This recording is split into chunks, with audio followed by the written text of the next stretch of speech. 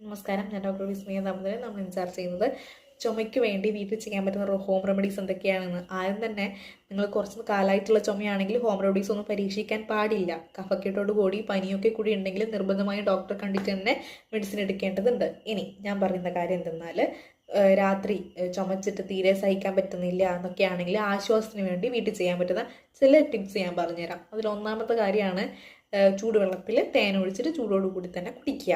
ഇപ്പോൾ തൊണ്ടയിൽ ഇറിറ്റേഷൻ വന്നിട്ടുള്ള ചുമയാണെങ്കിൽ അത് കുടിച്ചതിന് ശേഷം കിടന്നുറങ്ങിയാൽ മതിയാവും. ആ രാത്രി നമുക്ക് സുഖമായിട്ട് ഉറങ്ങാം. നിർബന്ധമായിട്ടും ഡോക്ടറെ കണ്ട് ലക്ഷണങ്ങളൊക്കെ പറഞ്ഞ് തന്നെ മെഡിസിൻ എടുത്ത് ചുമ മാറ്റേണ്ടതുണ്ട്.